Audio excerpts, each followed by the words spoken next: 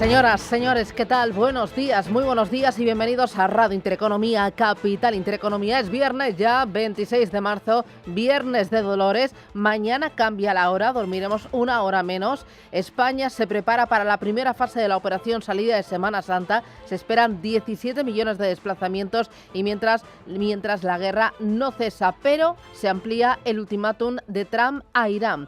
El petróleo, el verdadero termómetro de la guerra, cotiza a $107. Sube un 50% desde el inicio del conflicto, pero se aleja de los máximos intradía. Entre llamamientos al diálogo, entre más amenazas y más muertos, el presidente de Estados Unidos ha anunciado que extiende hasta el 6 de abril el plazo que dio a Irán para que abriera el estrecho de Hormuz. Lo publicaba en su red social, en Truth Social, añadiendo que las conversaciones iban muy bien. El presidente de Estados Unidos vende optimismo, cuenta también que Irán ha permitido el paso de 10 petroleros por el estrecho de Hormuz. Lo calificaba como regalo a Estados Unidos. Os vamos a dar un montón de barcos cargados de petróleo, 8 grandes barcos cargados de petróleo. Esto fue hace 2 días y zarparán mañana. Eso fue hace 3 días. Trump y su gabinete sostienen que Estados Unidos ha dañado gravemente las capacidades militares de Irán, que estaría suplicando un acuerdo para acabar con la guerra. Son ellos los que están suplicando llegar a un acuerdo, no yo. Están suplicando llegar a un acuerdo y cualquiera que haya visto lo que estaba pasando allí entendería por qué quieren llegar a un acuerdo, pero dicen, no vamos a hablar con ellos. Cualquiera sabría que son unos completos idiotas y no lo son. De hecho, son muy listos en cierto modo y son grandes negociadores. Yo digo que son pésimos luchadores, pero son grandes negociadores. El republicano insiste que Estados Unidos mantiene conversaciones muy importantes con respecto a Irán, a pesar de que Teherán ha negado que se haya producido esas conversaciones directas. Ha calificado a Irán como país lunático, ahora militarmente diezmado. El enviado especial de Estados Unidos, Steve Witkoff, declaraba en la reunión de gabinete que Estados Unidos ha recibido múltiples solicitudes de la región y de otros países que desean desempeñar un papel clave en la solución pacífica de este conflicto.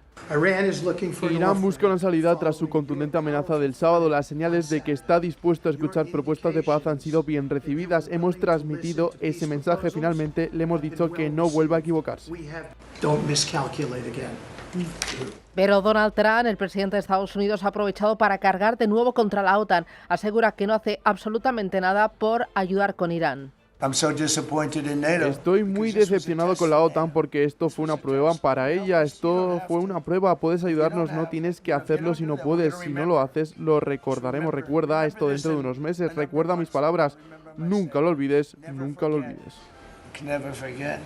Y mientras la guerra no cesa, Estados Unidos ha desplegado lanchas rápidas no tripuladas. Son embarcaciones que pueden utilizarse para vigilancia o para ataques kamikaze. El Pentágono, según informa The Wall Street Journal, estaría considerando enviar hasta 10.000 soldados terrestres adicionales. En los mercados, el petróleo contiene la tensión, baja el precio del Brent y suben esta mañana las bolsas después de esa extensión del plazo por parte de Donald Trump para negociar con Irán. Rubén Gil, buenos días. Buenos días. Miran con alivio los inversores esa nueva prórroga. Las bolsas, o al menos los futuros, se tiñen de verde esta mañana, que podría ser, por cierto, la primera semana en la que la bolsa española cerrará en positivo, tras 3 semanas consecutivas a la baja, las que el IBEX ha dejado alrededor de un 9%. Suben los futuros, pero tenemos recortes en las bolsas asiáticas, porque el Nikkei de Tokio, que ha estado cotizando en positivo durante buena parte de la madrugada, se ha dado la vuelta y que hay hasta ahora un 0,35%. Tenemos recortes también para el Kospi surcoreano, cayendo un 0,7%. En verde se mantienen todavía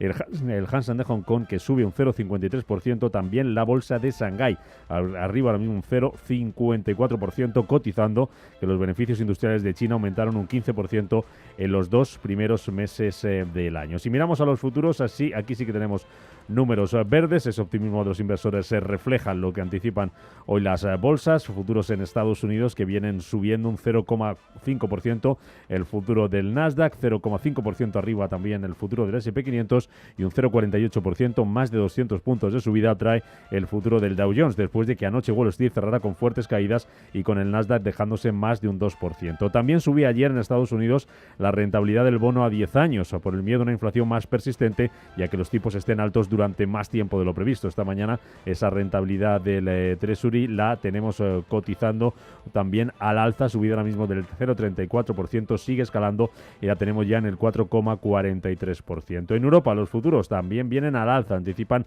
una apertura en verde, futuro del DAX subiendo ahora mismo un 0,6%, futuro del Eurostoxx 50 también con avances del 0,6%. Y el IBEX 35 va a partir desde los 16.962 puntos, tras perder ayer más de un 1% y decir adiós a esa barrera de los 17.000 puntos. Si miramos a la renta, a la deuda europea también, muy atentos hoy al bono alemán a 10 años, que ayer cerraba también en niveles que no se veían desde hace tiempo. La rentabilidad aumentaba un 3,7% y volvía a superar el 3%, hasta el 3,06%. En el mercado de divisas estamos viendo esta mañana cómo el euro gana terreno frente al dólar, escala hasta 1,1540 unidades. Vemos también, además de esa caída del petróleo, como otras materias primas siguen cotizando este conflicto en Irán. El oro vuelve a subir, lo tenemos en $4.453 la onza, todavía por debajo de esa barrera de 4.500, subida hoy del 1,76%. Todo esto, Susana, en una sesión en la que vamos a conocer las ventas minoristas de febrero en Reino Unido y la confianza del consumidor de la Universidad de Michigan del mes de marzo. El mercado teme el impacto que tendrá la guerra en Oriente Medio en la economía. Hoy en nuestro país conoceremos la inflación de marzo y tendremos también las previsiones del Banco de España. Son datos importantes los que vamos a tener este viernes. A las 9 el INE va a publicar el IPC adelantado de ese mes de marzo, que ya va a recoger la subida de los precios de la energía por la guerra en Irán, lo que va a hacer subir los precios a buen seguro por encima del 2,3% registrado en febrero. Por otro lado, el Banco de España publica esta mañana la actualización de las proyecciones macroeconómicas de la economía española, después de que en diciembre elevara el crecimiento previsto para este año al 2,2% y subiera la inflación al 2,1%. Lo va a hacer después de que ayer la OCDE recortara una décima el crecimiento de España hasta el 2,1% este año por la situación en Oriente Medio y anticipara que la inflación va a subir en nuestro país hasta el 3%. A nivel general, el organismo, la OCDE, anticipa un frenazo en el crecimiento de las principales economías mundiales y dice que la inflación se puede disparar hasta el 3%, alertando también de más riesgo para los mercados. Matías Corman es el secretario general de la OCDE. Se proyecta que la inflación promedio en los países del G20 alcance el 4% este año y se modera al 2,7% el próximo año, considerando las presiones sobre los precios de la energía. En comparación con nuestras perspectivas económicas de diciembre, la inflación para este año se ha revisado al alza en 1,2 puntos porcentuales para el G20 en su conjunto y en 0,3 puntos porcentuales o más para 14 países del G20. Con este escenario tendrá que lidiar el nuevo hombre fuerte del gobierno, Carlos Cuerpo, que asume este viernes la vicepresidencia primera del Ejecutivo en sustitución de María Jesús Montero. Pedro Sánchez asciende a su ministro de Economía, al que premia por su gestión y por su labor al frente del ministerio. En su lugar, quiero comunicarles que el nuevo vicepresidente primero del gobierno será Carlos Cuerpo, el actual ministro de Economía, Comercio y Empresa. Carlos Cuerpo es, como muchos saben, uno de los economistas y servidores públicos más brillantes de nuestro país. Es doctor en economía, es funcionario, técnico comercial, economista del Estado, un profesional de dilatada experiencia que ha servido en distintos organismos europeos como la Comisión Europea, como la IREF y también desde la Secretaría General del Tesoro. Carlos está haciendo un trabajo excepcional al frente del Ministerio de Economía y estoy convencido de que será un fantástico vicepresidente primero de Economía.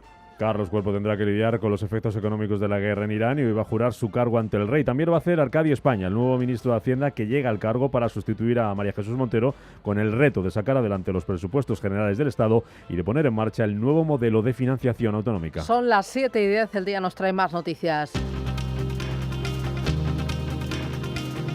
Los ministros de Finanzas de la Eurozona se reúnen este viernes de forma telemática para abordar el impacto económico de la guerra de Irán. Hugo Alonso, buenos días. Buenos días. También se van a asegurar de que las medidas que preparen los gobiernos frente al encarecimiento de la energía no van más allá de lo necesario y se coordinen entre los 27. Aquí, ayer en España, el Congreso aprobaba con el apoyo de Junts el decreto de medidas fiscales que incluye bajadas de impuestos a los combustibles, el gas y la electricidad, entre otras medidas, por un valor de 5.000 millones de euros. En este escenario de subida de energía y de combustibles, comienza la primera fase de la operación salida de Semana Santa. A las 3 de la tarde comienza el dispositivo especial de tráfico que prevé 4 millones de desplazamientos por carretera durante este fin de semana. Operación salida de Semana Santa se produce un mes después del inicio de la guerra en Irán, un conflicto que ha provocado un incremento del precio de los combustibles. A pesar de la rebaja del IVA en las gasolinas, el diésel, que está de media a 1,78 euros, registra el precio más alto en una Semana Santa, superando el nivel de 2022. España negocia incrementar el suministro de gas procedente de Argelia.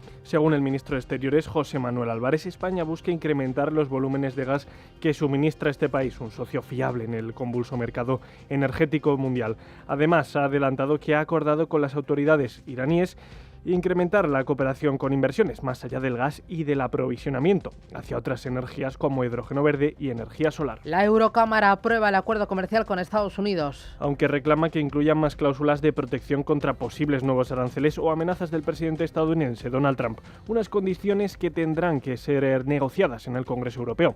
El comisario europeo de Economía, Valdis Dombrovskis, habla del hito importante.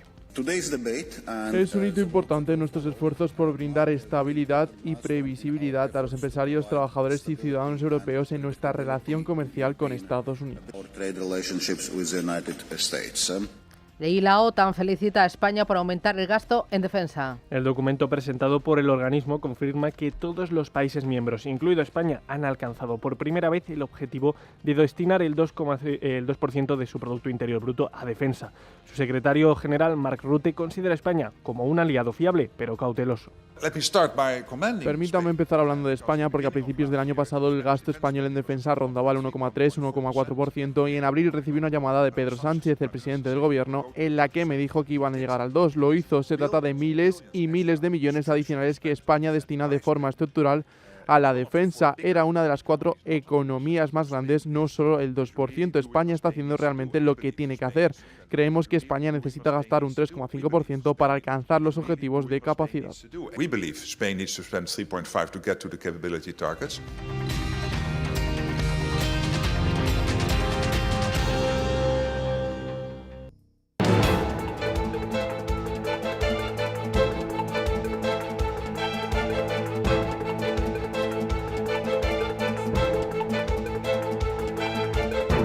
Está pasando. Te lo estamos contando. Capital Intereconomía. 7:16. Es momento de ver la fotografía del mercado, qué es lo que está pasando en tiempo real, hacia dónde caminan los futuros y qué tenemos ahora mismo en Asia. Empezamos por los futuros en Europa, que vienen, Rubén Gil, en verde. En verde, anticipan una apertura alcista para cerrar esta semana que, como hemos contado a las 7, podría ser la primera en la que después de 3 semanas consecutivas de caídas la bolsa española consigue cerrar en verde. De momento parece que va a ser así. Futuro del DAX lo tenemos ahora mismo subiendo un 0,62%, justo lo mismo. Un 0,62% es lo que está subiendo al mismo tiempo real el futuro del Eurostock 50. El VIX de volatilidad, el llamado índice del miedo, con vencimiento en abril, se está moderando, sí, se está relajando. Cae un 2,78% y lo tenemos en 25,53 puntos. Los futuros americanos en positivo, las compras son mayoría. El del Dow Jones arriba un 0,53% y el del S&P 500 también está en positivo. Rebota un 0,61%. En las criptomonedas, ¿qué es lo que tenemos ahora mismo? Bueno, en las criptomonedas tenemos movimientos en bandas estrechas y caídas. Bitcoin ha vuelto a perforar los $70.000. Recorta un 2% frente a ayer, un 3% la última semana. Ethereum aguanta por encima de los 2.000, 2.063 tiempo real y recorta en la última semana un 4% y frente a ayer casi un 3%. Importante vigilar qué es lo que están haciendo los bonos. El bono alemán a 10 años está rebotando de forma suave la rentabilidad al 3,07% y el bono americano a 10 años en el 4,42%.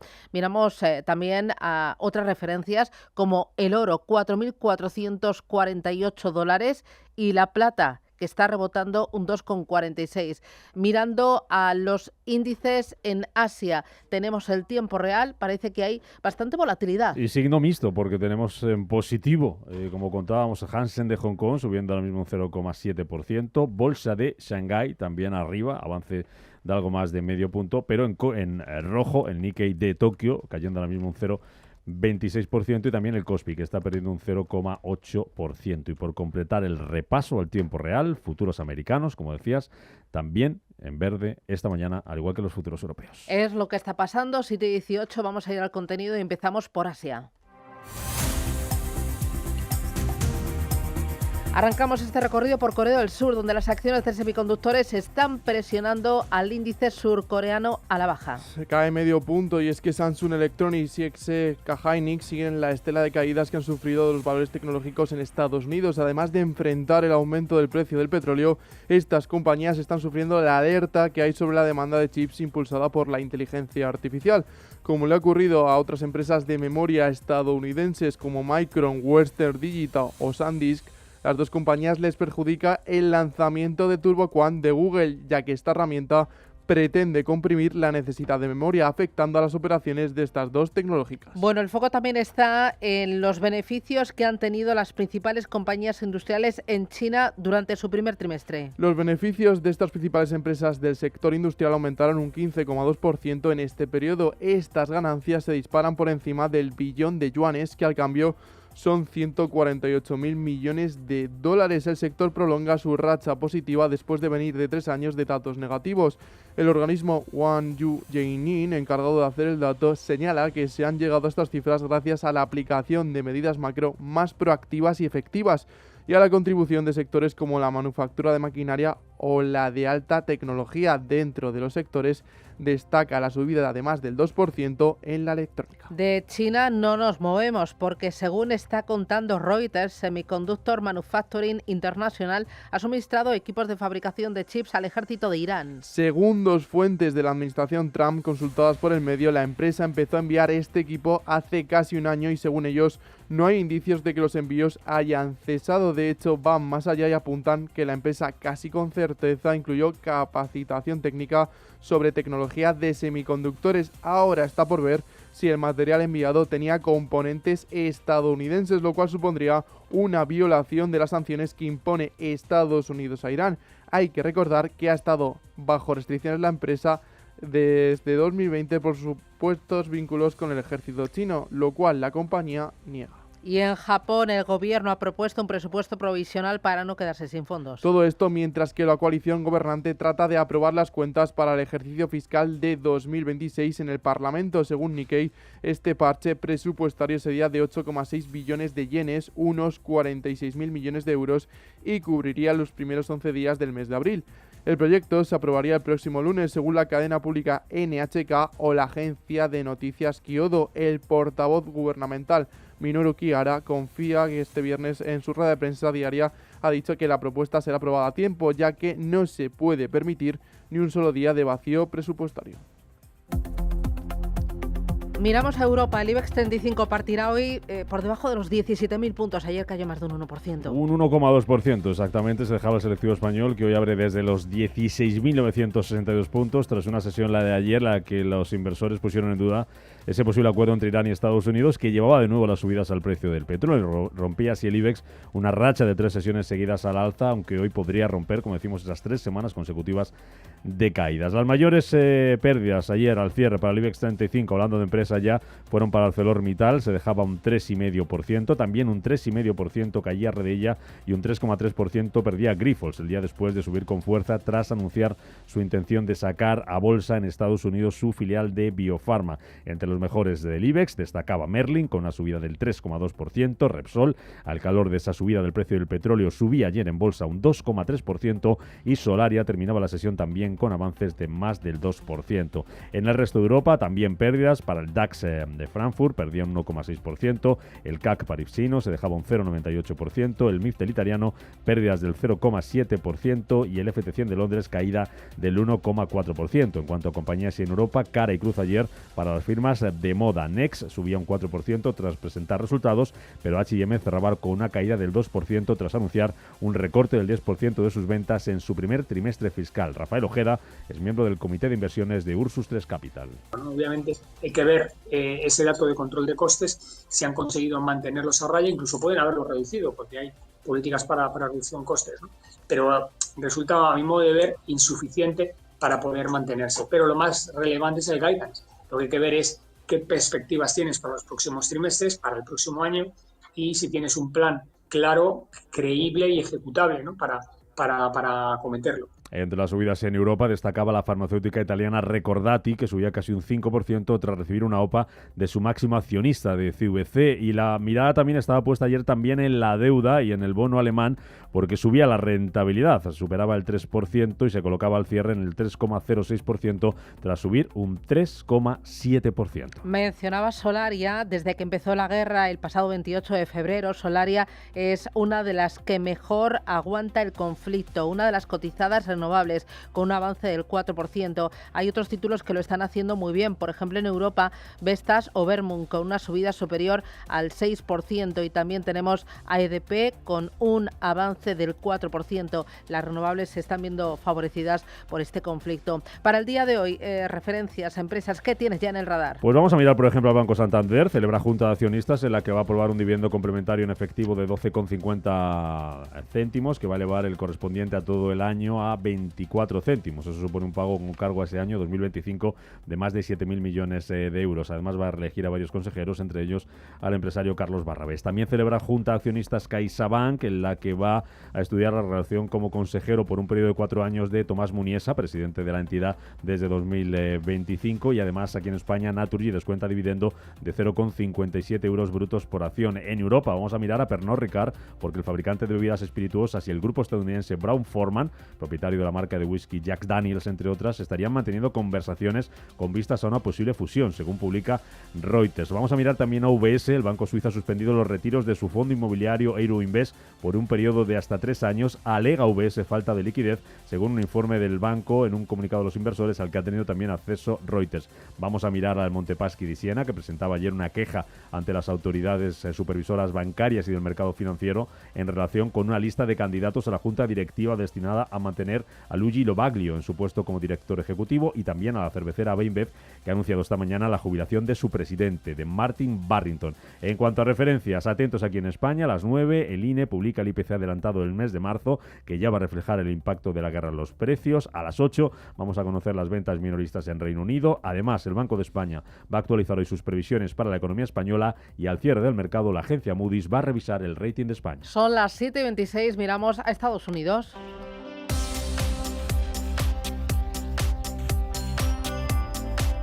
Para hoy en Estados Unidos tendremos lectura final de la confianza del consumidor de la Universidad de Michigan, y también estaremos al tanto de las declaraciones de Thomas Barkin y de Mary Daly, que son miembros de la Reserva Federal. En el día de ayer, caídas y ventas.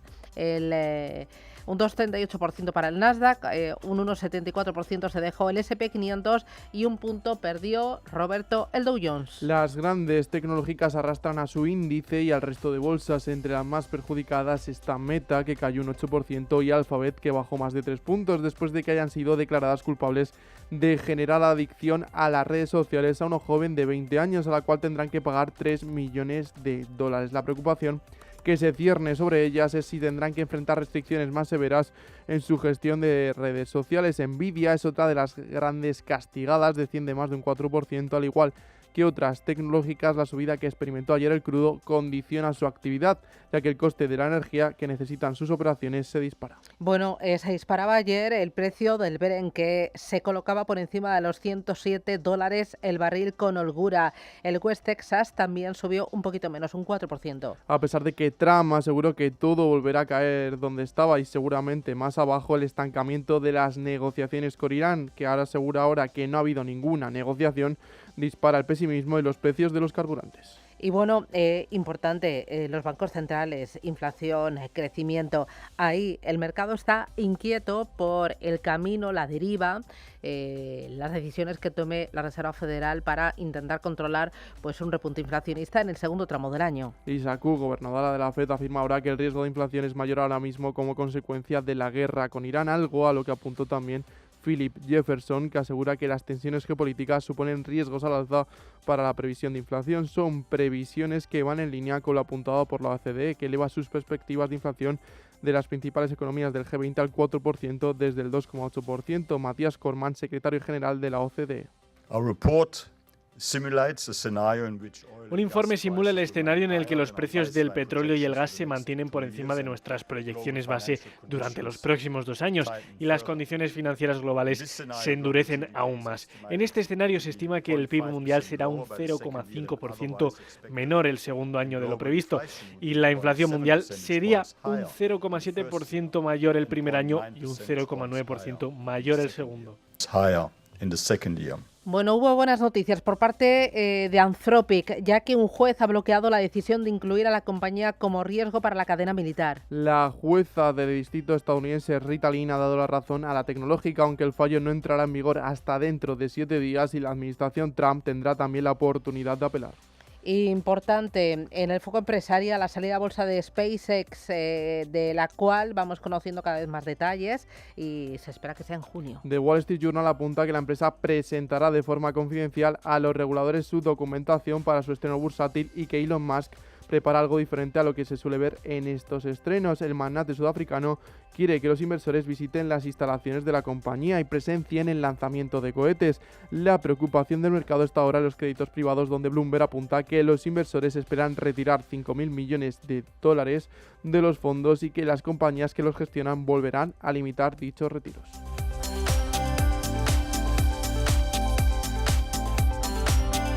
Despierta, invierte, gana.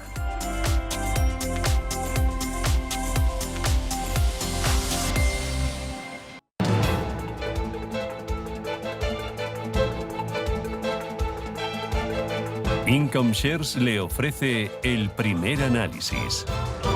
7:31, miramos a los mercados, vamos a analizar qué es lo que está pasando. Lo hacemos con Ignacio Baquiano, que es Country Head en el Everest Shares. Ignacio, ¿qué tal? Buenos días. Hola Susana, muy buenos días. Bueno, el petróleo es el que está moviendo absolutamente todo, incluso las declaraciones de Donald Trump. Hemos visto que en las últimas horas ha recortado su precio, ha bajado de los $107 que marcó en el día de ayer a 101,51 que lo tenemos ahora mismo, el Brent. ¿Es por la tregua? Sí, es por la tregua, un poco de relajación, pero en realidad son 10 días hasta el 6 de abril y realmente aquí ya no creo que estemos hablando, o se está hablando del conflicto de Irán, pero en realidad, y ya lo ha apuntado alguien en X, ya no es el taco trade, es decir, que Trump se eche para atrás o que negocie de una forma acelerada, ¿no? Están hablando del nacho trade, que es un poco cuando se puede abrir ese estrecho de Hormuz y cuando empiecen a salir barcos de verdad.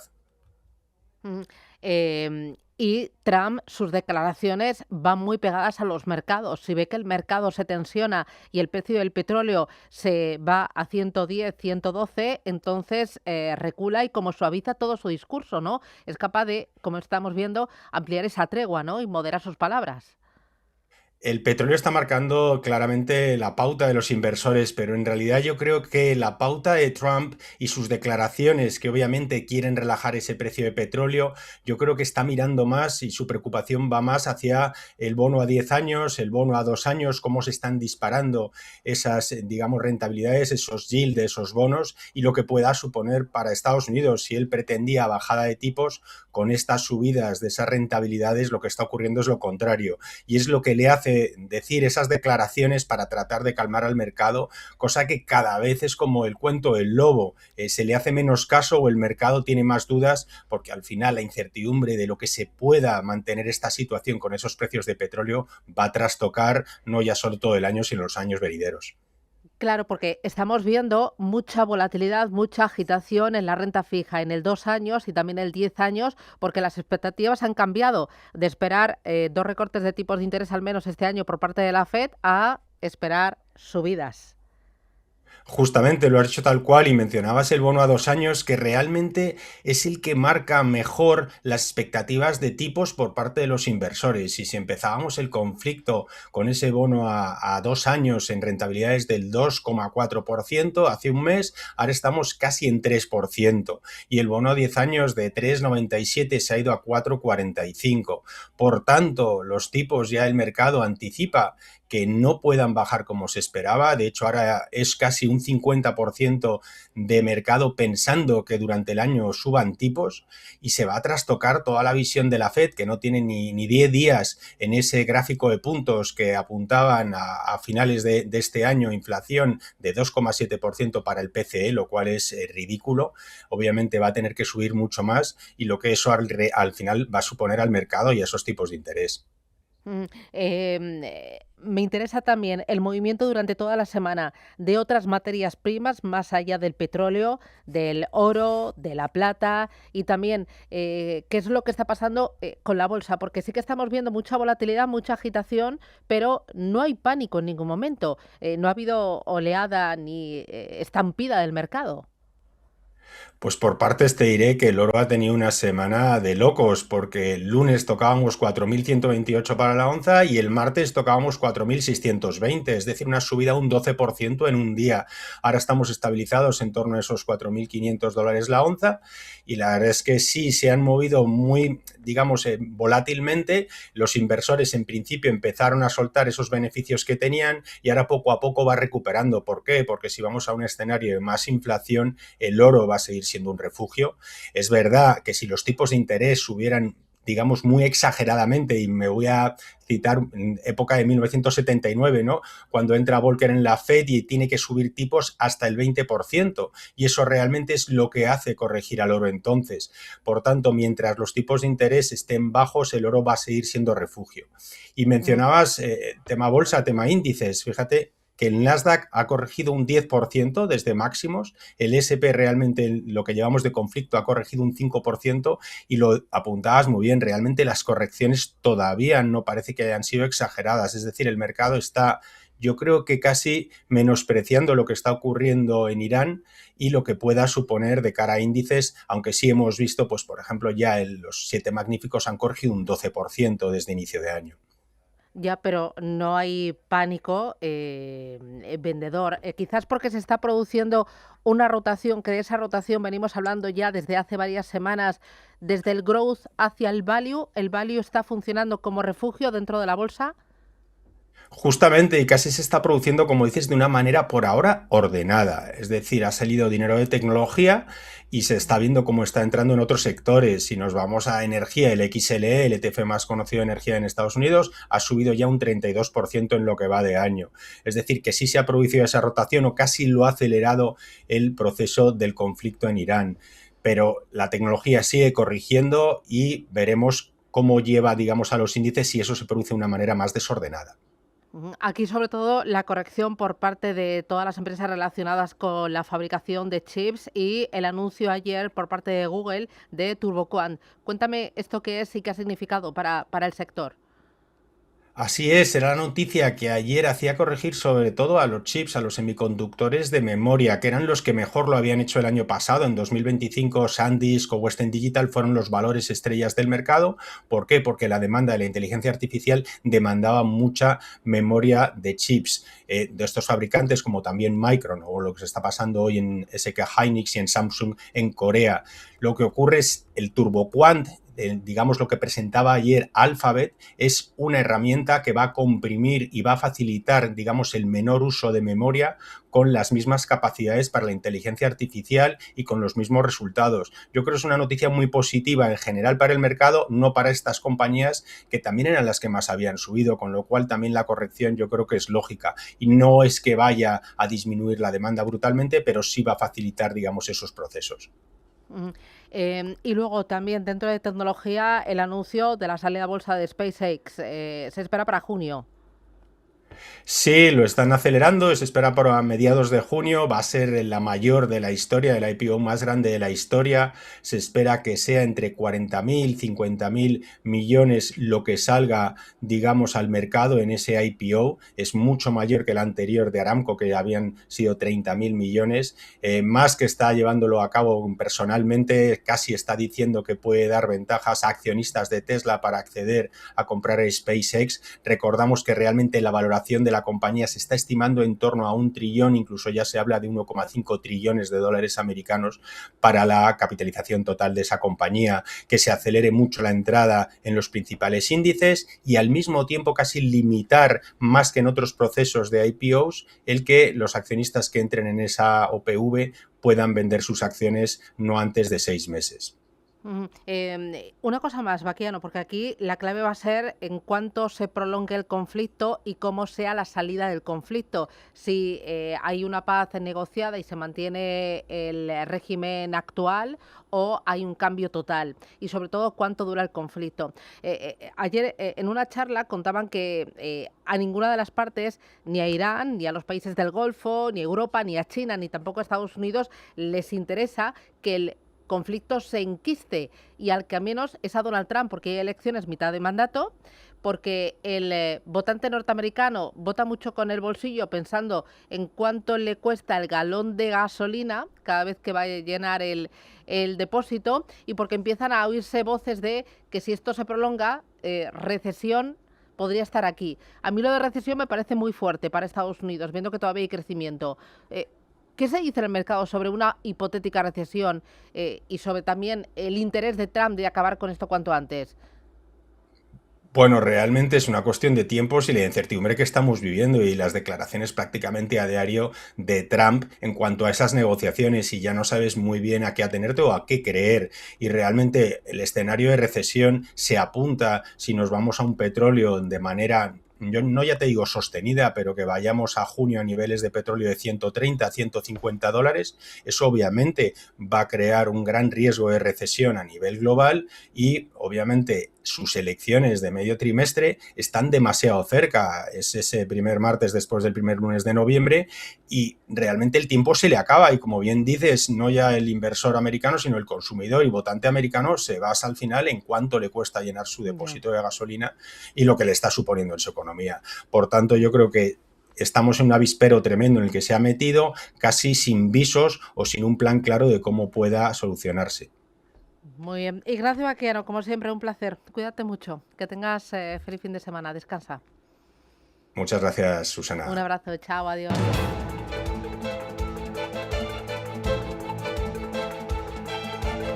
Income Shares le ha ofrecido el primer análisis.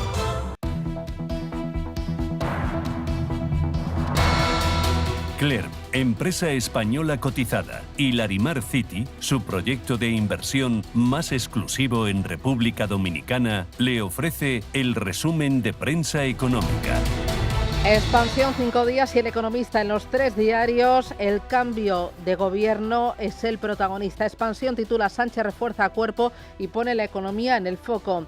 En el diario 5 días, Sánchez refuerza a Carlos Cuerpo al nombrarle vicepresidente. Y en El Economista cuentan que Sánchez premia a Cuerpo por su trayectoria con la vicepresidencia. Arcadi España será el sucesor de Montero en la cartera de Hacienda. Hay más noticias. En Expansión, Murtra defiende las fusiones ante los accionistas de Telefónica. Indra y Rheinmetall pujarán juntas por megacontratos de defensa. Cuenta que Santander absorberá Webster y TSB sin recurrir a más deuda. El banco emitirá más de 50.000 millones de euros hasta el año 2028. Bankinter prevé un buen 2026 pese al entorno muy agitado y Asterion negocia con Inverready crear un nuevo grupo de fibra. En el diario 5 días, el decreto anticrisis sale adelante con la abstención del Partido Popular. La exposición del BBVA y Santander al crédito privado no llega al 1%. Abatel rompe la fusión con Parlem por diferencias en valoración y cuenta también que Iberia ofrece prejubilaciones con el 80% del salario y bajas con 35 días por año en el ERE, en el expediente de regulación de empleo. En el diario El Economista, de Guindos alerta del estrés sistémico que causa la guerra. La audiencia niega poder flexibilizar el permiso para cuidar familiares. Ecoener logra 200 megavatios en la mayor subasta de Guatemala y cuenta que la Comisión Nacional del Mercado de la Competencia lanza a audiencia la retribución de las gasistas. Muy interesante también, los Bizum europeos eligen Madrid para su sede. La constitución de la empresa común facilitará los pagos entre 13 países. En la contraportada del diario Expansión Tenemos hoy como protagonista a Ferrari, que envía deportivos en avión a clientes de Oriente Próximo. Sí, algunos fabricantes de automóviles de lujo, como la firma italiana, siguen cumpliendo con sus clientes de la región, pese a las interrupciones en el transporte marítimo por el cierre del estrecho de Hormuz. Cuenta que el transporte aéreo de los deportivos es ahora entre 4 y 5 veces más caro que el marítimo y que las ediciones especiales y personalizadas suponen el 20% de las ventas de Ferrari.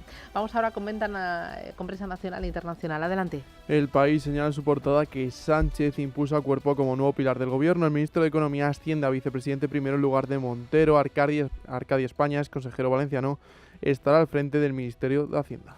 Sobre el mismo tema titula El Mundo y dicen: Sánchez aupa la tecnocracia de Cuerpo para exprimir la economía. Coloca a un ministro sin carné del PSOE como nuevo vicepresidente primero en sustitución de Montero. La Razón destaca en portada que los accionistas de Telefónica avalan la apuesta de Murtra por la defensa. La empresa avanza en su transformación para ser una de las mejores telecos de Europa en 2030 y del mundo en 2035. Se plantea ampliar todo lo posible sus alianzas con Indra y se centra en los mercados core: España, Reino Unido, Alemania y Brasil. En la portada de la ABC vemos fotografía para Carlos Cuerpo con María Jesús Montero y titulan: Sánchez premia la ortodoxia de Cuerpo y arrincona a Yolanda Díaz. Nombra al ministro de Economía hombre fuerte del gobierno. Y ahora nos vamos a Estados Unidos para ver qué dicen los diarios norteamericanos. El Wall Street Journal titula: Estados Unidos e Israel han atacado, pero no eliminado la amenaza de misiles de Irán. Teherán ha continuado disparando y prolongando el conflicto y aumentando el costo económico. El New York Times también titula sobre la guerra y dicen: el enfrentamiento con Irán genera nuevas dudas sobre la diplomacia de estilo libre de Trump, la mezcla de emisarios, un amigo familiar, una paloma y un halcón. En la crisis de Irán refleja el enfoque improvisado del presidente Trump, dicen.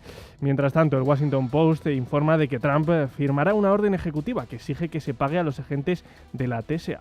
Nos vamos al repaso de las cabeceras europeas. En Alemania, el Handelsblatt señala que esto requerirá sangre, sudor y lágrimas. Así es como la CDU, CSU y el SPD quieren renovar el país. Investigador, vicerrector, rector de tez pálida, líder obstinado de la CSU.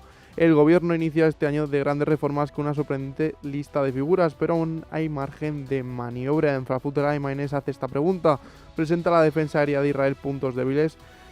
Dimona hará Tel Aviv tras varios ataques con cohetes en un corto periodo. Existe preocupación en Israel por las defensas aéreas. Reino Unido The Times señala que Trump concede a los iraníes 10 días más para abrir el estrecho de Hormuz. Pete Hegseth advierte que Londres está al alcance de los misiles balísticos de Irán, mientras que a los ministros británicos se les informa que la escasez de suministro de diésel podría comenzar tan pronto como el próximo mes.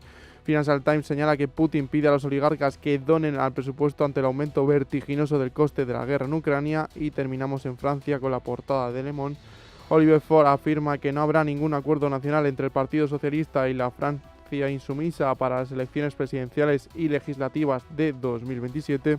Y Le Seco señala la trampa de la deuda se cierne sobre Francia. Clerp, empresa española cotizada, y Larimar City, su proyecto de inversión más exclusivo en República Dominicana, le ha ofrecido el resumen de prensa económica.